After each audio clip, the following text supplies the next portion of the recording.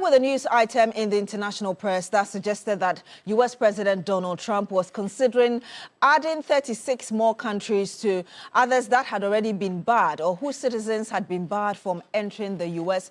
for various visa infractions and what the U.S. considered not favorable to its national security. And again, it was reported by the press that the U.S. had decided to place these countries under 3 categories: red, which meant total ban; orange, which meant partial ban; and then yellow, which was some restrictions in terms of visa issuance. Well, a few days ago, Ghana woke up to the news that indeed it was part of 4 African countries that had been restricted in terms of the issuance of visa. This means that anybody applying for Category B visa, instead of getting between 3 months and 5 years, it has now been reviewed to about 3 months with just 1 single entry. What does that mean for you who already has a visa with multiple entries, sometimes even going up to 5 years? And those of you who are planning of traveling to the U.S., that's what we want to look at tonight. Hello, good evening, and welcome to Agenda. My name is Beatrice Adu, and like I just told you, we'll be going into the nitty-gritties of this renewal of visa policy by the United States of America, with Ghana being the target, of course, as one of the countries. I do have on the panel with me Ras Mubarak. He is campaign lead for the Trans-Africa Tourism and Unity campaign. Good evening to you, sir. Thank you for joining us on Agenda. Good to see you, Beatrice. How are you doing? Great to see you. I'm doing wonderful. Thank you for asking. I do have on my left side, immediate left, Nanaya Mreku. He's international relations expert with Lesiad. Good evening to you as well. Thank you for joining us. Thank you for having me. Of course, my extreme left, I have Chonam Akpelo. He's chair, Greater Accra Regional Branch of the Association of Ghana Industries. Sir, it's great to have you as well. Good evening to you. Good evening, and thank you for having me. And of course, we do have a video call as well. Professor Kwejua Pieje, he's a professor of law at the Ghana School of Law. He joins us via video call. Good evening to you, Prof. It's great to have you join us as well. Thank you for having me. Thank you very much. And I want to start with you immediately, Nanayao. Should we be overly concerned, or the question actually would be, why should we be overly concerned about the U.S. deciding to review its visa policy towards Ghana and 3 other African countries, at least in the meantime? Well, I mean, you already gave the introduction to what's been happening. I wouldn't say we need to be overly concerned, but at least there is some concern of a sort. Because if you look at Ghana's bilateral relation with U.S. and the fact that a good number of our citizens seek visa to travel to the U.S. For a number of reasons. It could be educational, it could be commercial, it could be social. There is that need for us to have that interaction, you know, with the United States. And it comes at a lot of inconvenience if these visa restrictions kick in and people have to renew their visas every 3 months, just so they could have access to something they already did for a period of 5 years, multiple entry, and now it's being structured down to the number of months that we have. So I think that it has some implication for the business community, for the entertainment industry, for the educational sector within the country, to the extent that if these things are not resolved with a 2-month window opportunity they've given to the country, it will have some repercussions of a sort. So I think that there is some concern of a sort that as Ghanaians we need to be worried about, you know, going forward. And I am particularly interested in the educational part, because if you look at the visa categories that have been, you know, restricted, it's the non-immigrant visa categories, B1, B2, F visas, which is for the student, and then J1, which is the cultural exchange. I myself have been a beneficiary of the U.S. educational system, so I know how frustrating it can be when these kind of restrictions, you know, kick in. So I think that there's a lot of concern, like I said, for the business community, because now people cannot have what they call emergency visit to the U.S. There are people that travel to the U.S. 3 or 4 times in a month, and they do come back, you know, within short period for business interactions. So if they have to come back and renew their visas within 3 months, the money is in itself an issue, but the inconvenience of having a date to book for appointments. I hear now the dates are being carried on to 2026 and 2027. So if you have an urgent business to run in the U.S. and you have these visa restrictions, it comes at a cost. Now, I want to remind people that the Judiciary Committee within the U.S. is seeking to implement what they call they are wanting to place a bond. They call it visa treatment fee or something, $250. So amongst the various restrictions that are coming, the new policy is that once you are granted a visa, you need to put in place this. You need to put down this cash, $250, for them to guarantee that you are going to be of good behavior, and then the Homeland Department will then determine whether that money should be given to you or not. So there's a number of restrictions that are coming up at the back of these visa restrictions we are seeing. And I want to come to you, Professor of Law, Professor Chia. What are your own preliminary thoughts? And beyond the fact that we got the information that Ghana had gone beyond the 15% threshold in terms of students who are defaulting on their visa mandates, now we have about 21%, and I believe about 7% for those with touristic visas. Aside from these, I'm just wondering why you think the U.S. would do that to Ghana and a few other African countries. Just asking you that in addition to your preliminary thought about my earlier question. Thank you. I think, well, first of all, we need to recognize the fact that in international law, countries have the right to determine who enters their territory. But at the same time, there is also the idea that international relations call for exchange and interactions between peoples from different parts of the world.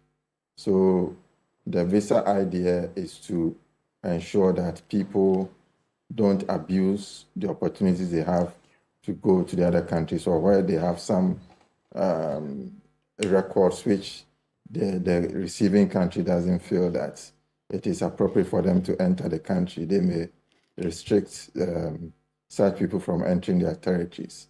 Apart from that, there shouldn't be any serious restrictions as we are seeing in the case of the US with respect to many countries, including Ghana. So in that sense, it's a cause of concern because it hampers international relations, and it is a concern in the sense that it does not improve cordial relations, as already been mentioned by my good friends, in terms of education, in terms of commerce, social relations, and so on. It creates a challenge. And so for students in particular, it's a concern because here we are talking about academic mobility. And this is an important tool or process in internationalization of knowledge, which therefore allows for exchange of and free movement of academic students for purposes of conducting research, teaching, attending conferences, and so on. And so countries are supposed to benefit from each other in that regard, especially universities, so that they'll be able to improve knowledge production and conduct joint research and find access to information from various countries for various academic reasons. But it looks like as if the US is not looking at it from that angle, but from a different angle, which we can discuss more. Indeed, it looks like the US is not looking at it from that angle. And I heard you say earlier that, of course, countries have rights regarding who they allow into their territory or on their territory. Would you say that looking at the rate of default, perhaps it's our own fault? It's yes and no. Of course, people who want to travel and get attracted to the place where they go for different reasons. But of course, you cannot run away from the fact that Ghana, a lot of Ghanaians have defaulted from that opportunity they've been given to travel. And so in that sense, there's a cause for worry. But the reasons that the US has given go beyond that. And so it is important to unpack the reasons to know where the situation really is and why the US is embarking on that policy at this time. I'm coming to the studio and I'm coming to you directly, Mr. Mubarak, because I know that prior to coming here, you had raised issues as well because of what you're involved in, international tourism and all of that. What's your main concern regarding this very policy review by the United States of America? Well, I mean, we live at a time when the US keep shooting itself in the foot as far as international relations is concerned. And this particular happening is one of those erratic moments where the president wakes up, signs an executive order, without thinking through the ramifications long term of what this is, not just on its partners, but also on itself. So it's a move that I would describe as the U.S. shooting itself in the foot. Obviously, they have every right to determine who comes into the U.S. and who does not. But you also would have to take into consideration the fact that the United States of America is a country of migrants. And it is these migrants who have made significant contributions, to making the United States of America what it is. If you look at our nationals that live in the U.S., we've got about 250,000 Ghanaians living legally in the U.S. About 10,000 of them are students. All right, they are making all manner of diverse contributions to the United States of America. If you look at, some of the reasons that have been, assigned as the reason for, taking this, is the fact that some of our compatriots, tend to overstay. Mm-hmm. But we've also had instances where Americans have overstayed in our country. So. But you're looking at the rate. You're looking at the rate. It is a situation that has to be looked at holistically. I mean, the U.S. benefits if migrants go to the U.S. All right, and this is not to say that Ghanaians don't benefit, because Ghanaians who live in the U.S. are remitting resources, they are learning, they are acquiring skills, and some of them, graciously return home to contribute their quota of whatever they've acquired from the U.S. to build in our country, and that is, that has to be commended. But the U.S. benefits in diverse ways. If tourists come, right, airport taxes, more than likely hotels, there are tickets to venues of, places they want to go and see. 2 years ago, I was in the U.S., and I did 25 states just by road, touring and seeing what the U.S. looks like. Excellent. Now, but Mr. Mubarak, it doesn't take away from the fact that when you go to Rome, you do what the Romans do. You need to abide by the rules. You absolutely. Don't overstay your visa. I'm not holding brief for Ghanaians who overstay their visa, but I'm saying the U.S. shoots itself in the foot with this erratic decision, because what is going to happen is that you wouldn't have many students being able to go. One, they can't even get dates, right, to apply for visas. Secondly, if I'm a businessman, I wouldn't want to put myself through, that kind of situation where I have to apply for a visa every 3 months. And don't forget, there are many fishes in the sea. I mean, currently, people are exposed to other markets. There are markets that equally have, what the U.S. has. And if you could be wrapping up for me so I can get Mr. And so if you're making it stringent for a businessman to come to the U.S. and do business, they can go to Canada. They can look at, Asia and some other places. But for me, as a Pan-Africanist, it's an opportune moment for Africa to seize, right? And put the right things in place. I mean, no country is an island, and that we can't live in isolation. But if you're having situations where, you're having these kinds of restrictions on your nationals, on people from the African continent, then we need to have a rethink of how we want this relationship to go forward. A final one on this. We have a very exciting, relationship with the United States of America. The trade volumes between our two countries are over $1 billion, so the U.S. benefits from Ghana, we benefit from them. There's diplomatic relations, etc. The relationship has been very exciting and healthy, So this is one of those moments where I thought that they could have sat down at the table and looked at the bigger picture. Ghana is the only country in sub-Saharan Africa that has an exciting democracy.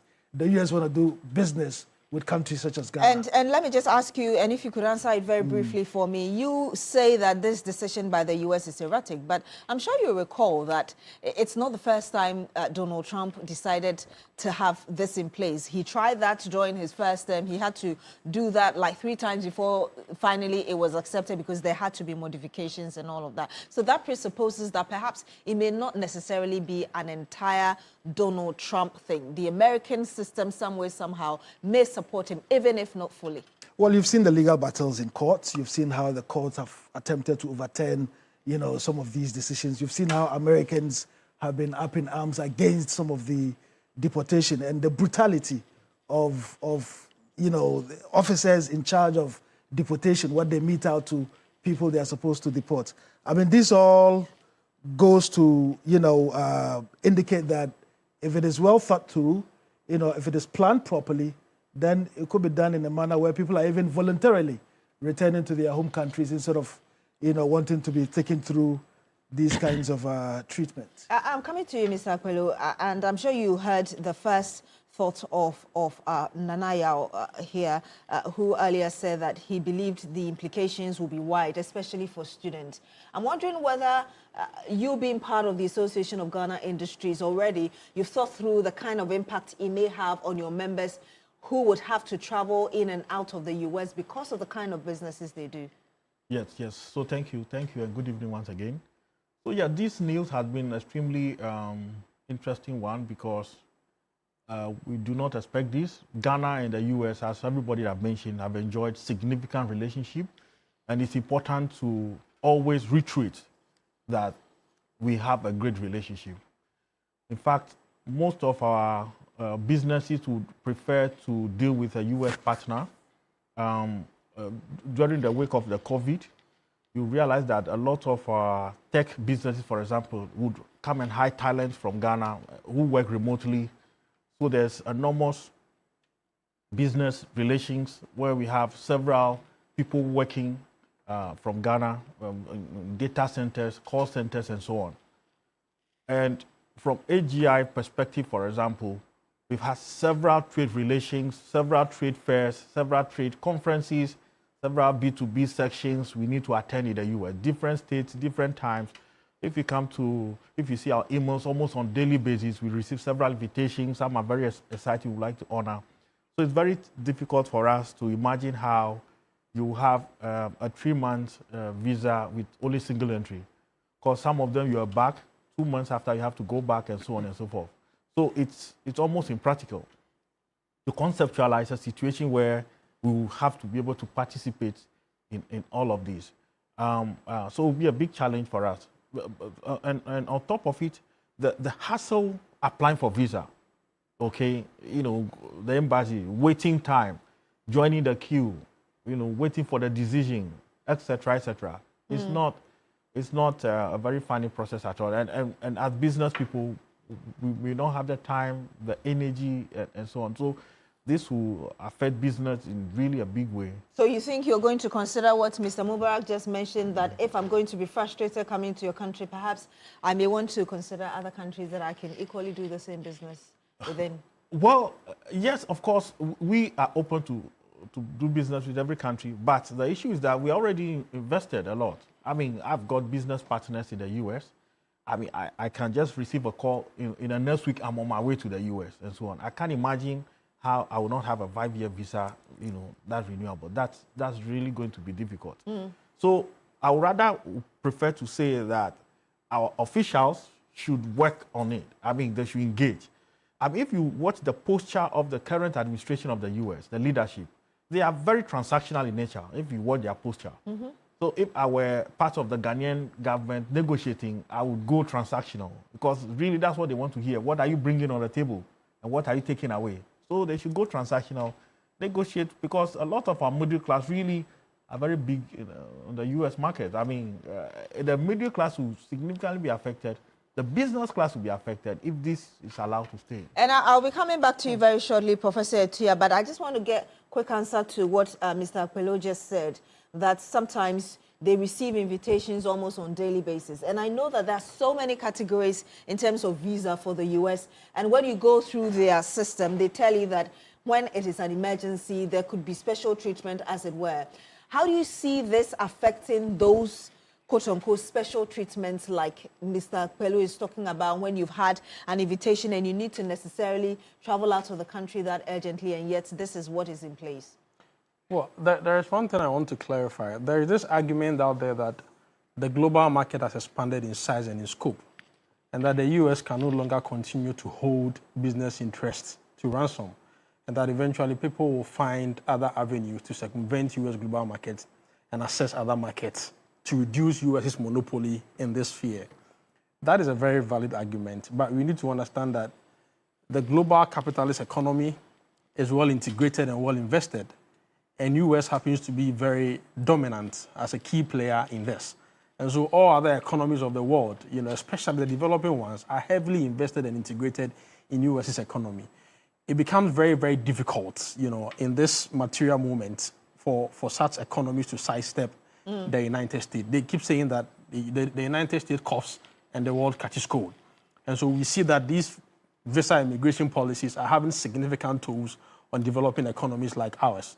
And so I understand when the business community is very frustrated at this particular decision. And I think that for me, going forward, the best way is for our government to engage on a very high level kind of, diplomacy, not between us and then the U.S. ambassador to Ghana, but to move beyond that to the state level, the State Department level in the U.S. But I think that this is a global immigration policy that the U.S. is seeking to implement. It is not something that is peculiar to Ghana. Because there are some countries that have been totally banned. Exactly. I think that includes Chad and exactly. And These other countries. Exactly. So the point I'm trying to make is that it is a global immigration policy that the Trump administration, remember the Trump administration needs to show something to the people that voted for him, that he's doing the job that he was voted for. So it's a social mandate. It's a social mandate contract that is implementing, especially with the midterm elections coming up in November. The Trump administration must show something.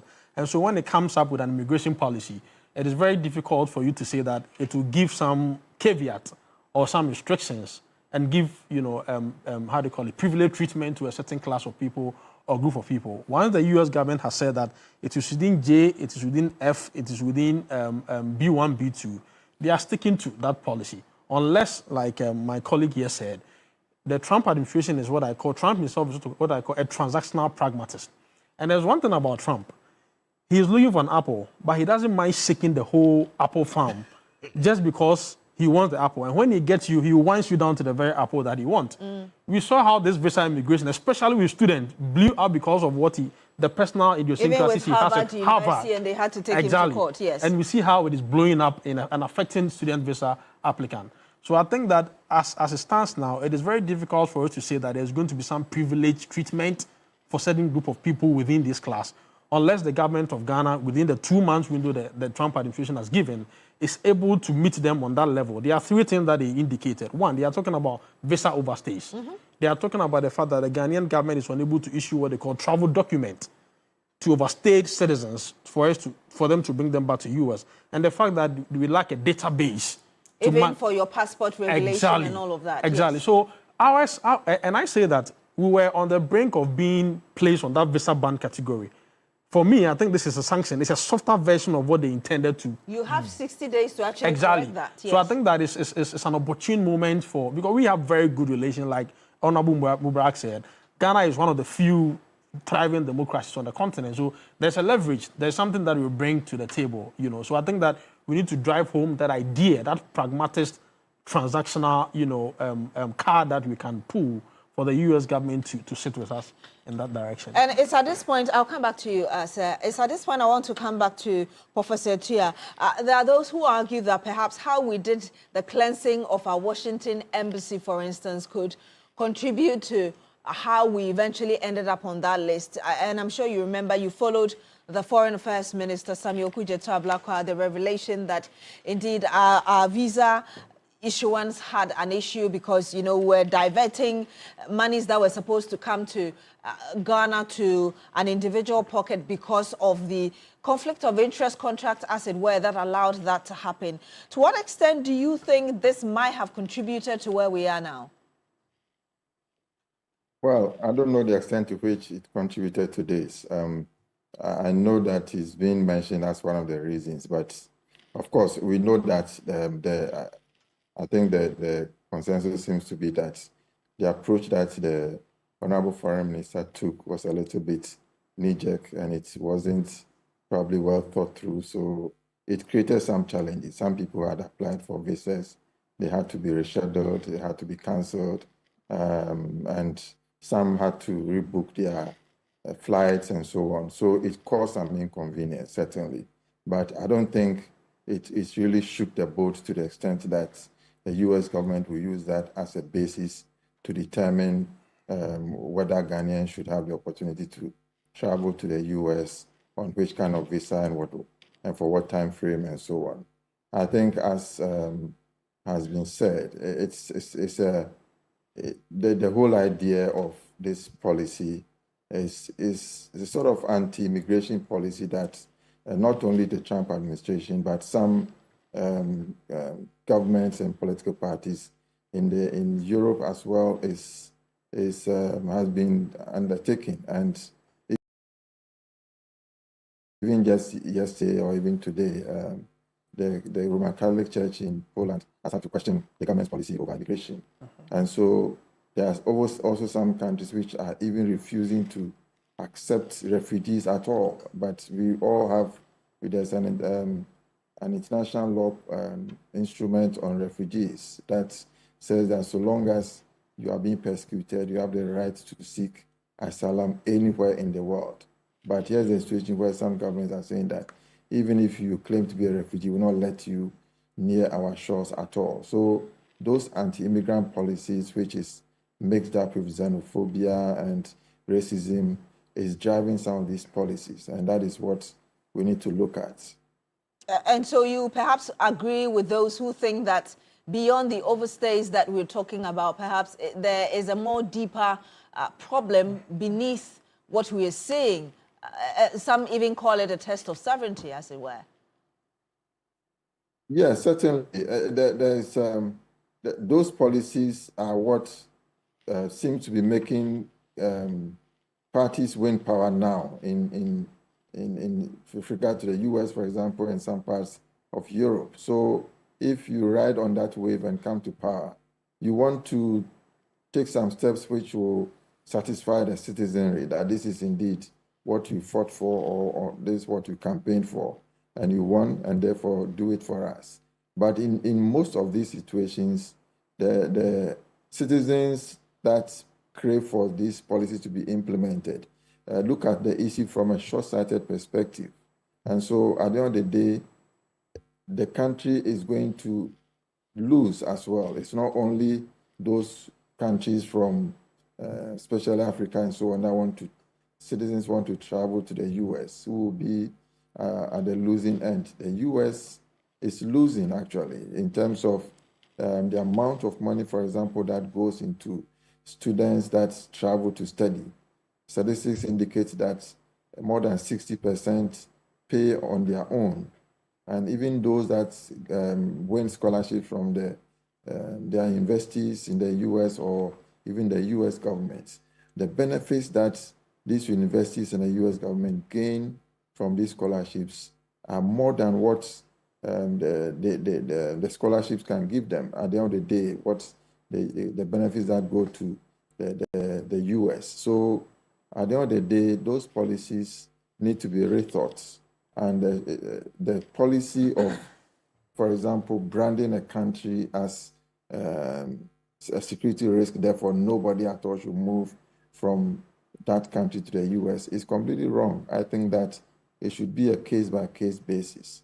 After all, when you are going for the visa, you are interviewed, they look at your criminal record, they look at a number of detailed search. And I think that should be a basis to check if somebody qualifies to enter the country or not. And when the person enters the country and doesn't come back, we cannot blame the person who entered the country and found a way to remain in the country. It is up to the security or the authorities in that country to check on these things. And so that is, these are some of the issues that we need to be assessed critically to be able to determine whether these policies can work and is it to the benefit of the US or just to satisfy the citizenry who are craving for such policies without thinking through them, or whose judgments and behaviors are influenced by xenophobic tendencies and ideas. And we'll be going into the issue of reciprocity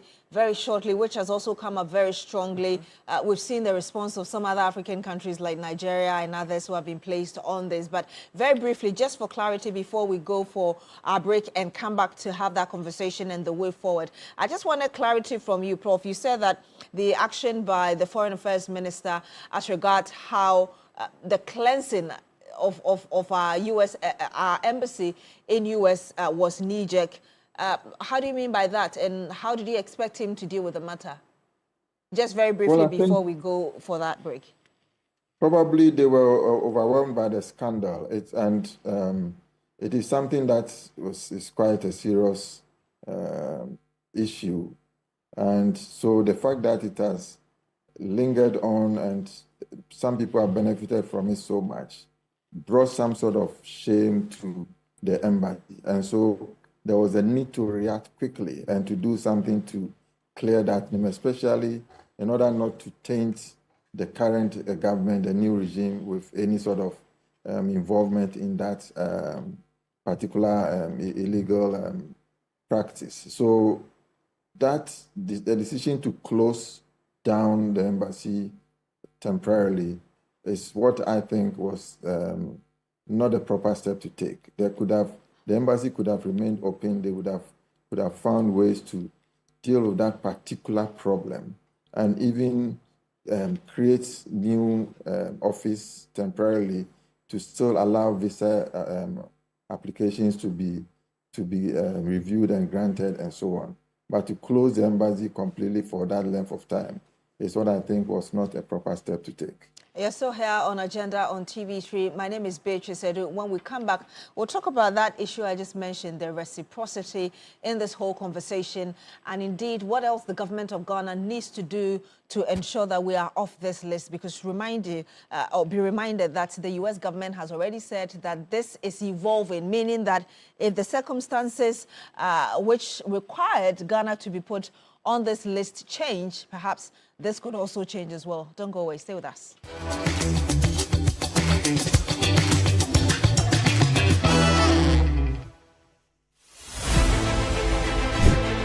Reporting from the Takoradi Market Circle. From the heart of the Upper West Regional Capital. From the heart of the Ashanti Kingdom. Reporting from Sunyani. From the Central Business District of Navrongo. The parliamentarians are on recess. This is where it all unfolds. The moments that potentially alters the course of our nation and the world. These are the individuals we recognize, the voices we amplify, who appears on screen and who contributes behind the scenes. With professionalism at our core, we bring you news you can trust, impact journalism that makes a difference. This illustrates how diverse perspectives enhance our strength and reinforces our mission. This is 3 News. Leaders in breaking news, exclusive interviews, facts and analysis on TV, radio, online and digital. 3 News, first in news.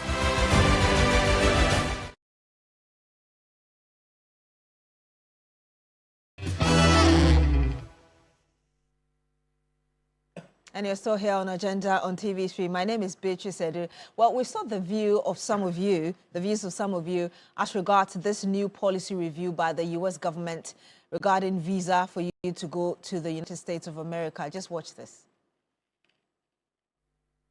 Ghana government is not keeping quiet. This is Trump administration, and then he has something to do for U.S. Remember, he said the U.S. must be great again. So in the course of being great, they have to place some ban on some certain things that they do. So I don't see it as a dent on a black nation. Whatever you want to go and study there, we can also find our own African way of studying is here. And then for those going out for tourism, for those sectors, staying outside for 90 days should be the max. I have dual citizenship. I'm a Canadian, I'm a Ghanaian. The fact of the matter is that 63 or not being straightforward, lies and stuff like that, has culminated into these things here. The U.S. has its own policy. Ghana, we have our own policy. If you're on U.S. soil, you have to act like what they want. But given all kinds of dubious this in here, that is what has accumulated into this. I'm not very happy because the impact on Ghana is big. There are innocent people who want to go to school, but now they are all cut off. It's going to have a very severe impact on the country because a lot of people already even want to travel outside the country. And getting a visa has been one difficult and very challenging. So imagine you having to renew your visa every 3 months. It's not going to be easy at all. So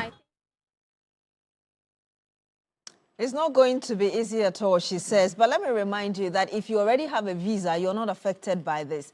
This applies to those who are going to apply for new visas. So if you have your 5 years or 2 years or 3 years visa already intact, which allows you for multiple entries, we do understand from the U.S. Embassy that this doesn't affect you. It is those who are seeking new visas to go to the United States of America. So earlier I was talking about the reciprocity conversation, which is coming in this. And if you could answer this very briefly for me, because we had the Foreign Affairs Minister, Samuel Kudjeto Ablakwa, responding to that, even in one of his statements saying that Ghana had issued as much as 70.42 visas to individuals with or U.S. passport holders.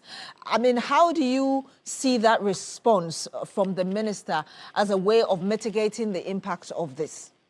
Well, obviously, what is happening is a short-sighted agenda by the United States of America. You're also seeing a situation that is hinged on xenophobia, on racism, on imperialist mentality. And so... You're using some strong words here. Why do you conclude that way? Even bearing in mind the statement I made earlier that you must obey the rules of the country you're in. But even American politicians, you saw what you might have heard what Chuck Schumer said, the majority leader. He said what? It was scapegoating. Biden called it short-sighted.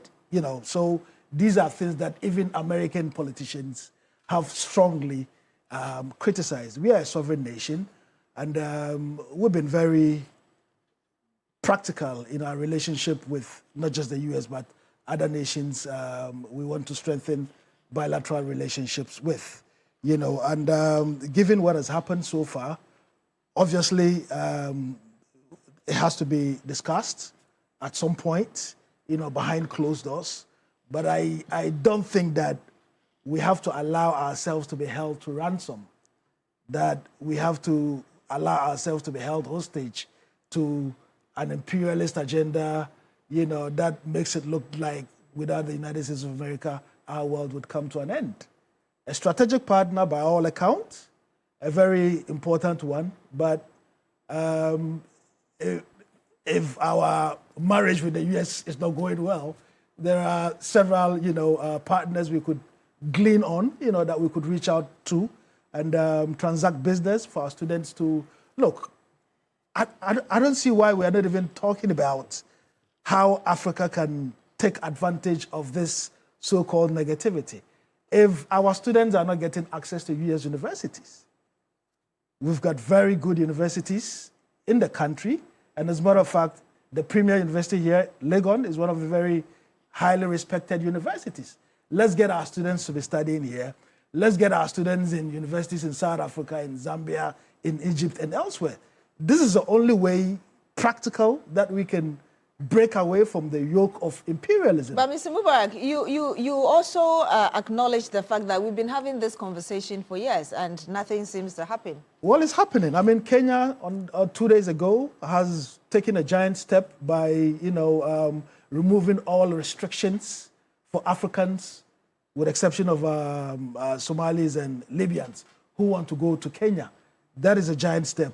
We are driving from Accra to 39 African countries by road, championing a message of African unity, open borders, to foster trade, to encourage, businesses and business people like my brother here, who would want to expand their tenterhooks and look at other options. Africa has enormous, potential and we should be looking within Africa and other markets that are equally up to the task of giving us what we maybe have been looking for from the United States of America. And don't forget, one final one on this, don't forget. I mean, there are countries that have undergone sanctions by the US, but those countries did not break. You know, those countries are still in existence, you know, so we shouldn't allow ourselves to be in a position where people feel they can, you know, slap us with visa bans and sanctions and our world come to an end. There's so much opportunity in Africa, and we've got to harness what we have and make good use of it. And if we feel that strongly, that perhaps we're not even up to the task of matching up, there's Asia. There's Asia. And I just want to come to you, Mr. Miriku, because earlier you disagreed with Mr. Mubarak's position that, well, if America is making it difficult for us to trade with them, let's concentrate on other countries. And you kind of gave the impression that it's easier said than done because a lot of investment have already been made in the US. And you were asking that the government of Ghana does something extra beyond, I mean, to be able to deal with this. And I want to read a portion of a statement issued by the minister 4 days ago, the Foreign Affairs Minister. I will just read part of it to you, paragraphs 2 to 4. I'll just read majority of that. He said the ministry acknowledges the legitimate concerns of Ghanaian travelers to the United States for professional, business, educational, touristic, medical, and family purposes, and expresses its firm solidarity with all those inconvenienced. Ghana recognizes the sovereign right of every country to determine its visa regime, but notes that the present limitations imposed by the United States vary substantially the prior reciprocal arrangements that Ghana has kept with the United States. While the government of Ghana studies the current development more closely and considers its options, government remains committed to working expeditiously with its long-standing partner, the U.S. government.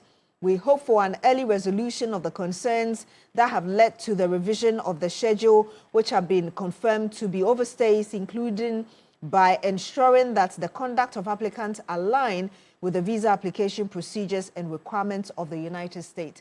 I mean, that's kind of in a nutshell what the statement is saying.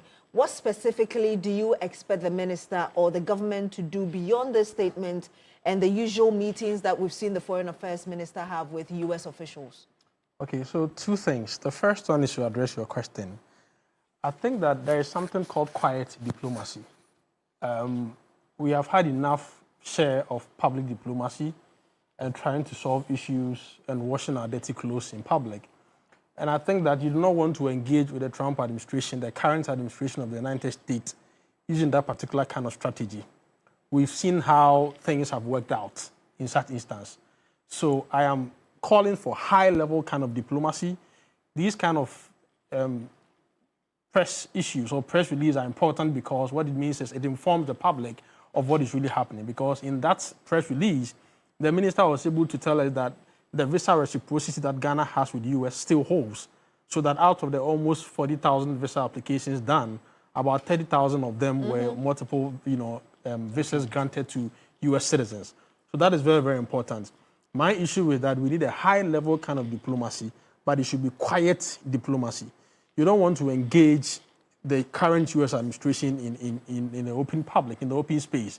Trump always wants to be given that auspicious moment to project himself. He wants to be seen as a winner. So if there is something you have to do, it should be done through what you call quiet diplomacy and offer the current administration something. The second thing I want to say is that international relations, there is what we call the liberal international order, and the U.S. has been the leader of it for the past 80 years. But we are seeing a retrogression in this liberal order, the rule-based order, in what has been termed as the end of history. Now, it is more populist arrangements, and it's not only happening in the U.S., it is happening across Europe. If you go to Europe, a number of European countries are implementing these kind of immigration policies that appears to be hostile. It is because they are not happy with the way things have been done for a long time. And this is the trump card that they pull to win seat in government. So I'm saying that these are things that are going to be happening for years on. And so Ghana has to be prepared. So you're not expecting things to get better? Exactly. It was COVID in some years ago, and then it was U.S. aid, and then it came to be the Russo-Ukraine war, and then it was the Iran-Israel war, and now U.S. is pulling. Look, PEPFAR is coming up. AGOA is coming up for renegotiation. Nobody knows whether the Trump administration moved from aid to trade. is going to even affect AGOA in the first place. So I think that it is high time that we need to prepare ourselves for these kind of shocks when they happen, so that we don't become too vulnerable, whether it's in the educational sector or whether it's in the economic sector.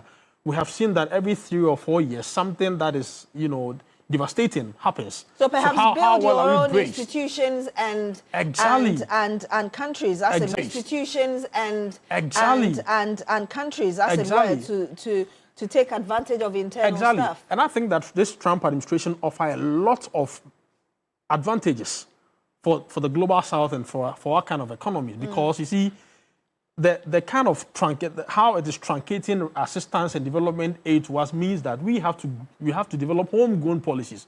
And when you do that, it strengthens or it guarantees your sovereignty, because you don't always have to be at the beck and call of the powers that be. So if African leaders are strategic, this is the time for us to start doing things on our own. I know it is easier said than done, but these are pragmatic steps that we need to put in place, to be safe going forward. Doing things on our own, Mr. Akpelu, what do you think we can do on our own to make things better for us, so we are not, put down so much by these policies that are coming up? Thank you. I mean, I'll begin by saying that everything happening now, as far as the U.S. and its relation with the world is concerned, it's very new. I realize that several countries are struggling to deal with it, and so on a daily basis, we all hear the news and the shocks and so on. So we are waiting to see what comes out. But whilst at it, it's important for us as continent of Africa to begin to take the whole AFTA issue very seriously. There's been a lot said about Africa Continental Free Trade Agreement, but probably it's just the time to really move to the next steps, you see. So if you take Ghana-US relation, for example, we import mineral fuels, we import machinery, we import the raw material used in manufacturing sanitary parts. I mean, it's mainly from the US. We import equipment, electronics, and so on. The issue is, are we not able to manufacture some of these things on the continent? Because immediately we begin to focus on looking at sourcing these products within Ghana, within the continent, then the conversation around traveling to the US will be minimized. And so we as industry, the only natural option for us is to begin to work hard at making sure that we minimize the importation of some of these products that we have to bring from the US. But as said, it is always very easier said than done. But with the willpower and with all of these economic policies we have in place in Ghana, in Africa, 24-hour economy and all of that, we are hoping that the governments of Africa of the day would, help us in the private sector to create the industries that we need, so that we don't have to rely on the U.S. Indeed. And I'm coming back to you very shortly, Professor Tia, but I want to read some of your comments to you. Richard Sowonu says, good evening, TV3. Please tell Beatrice to always greet her audience anytime she opens up the show. Mr. Sowonu, your concern well seen and noted. There's Paulos Kaswa, and he says, Kaswa American Town. Okay, he is commenting on something different, different from what we're discussing. Patience Esino says, empower yourself by setting and achieving goals one step at a time. And then there is also watching you live from Obuase.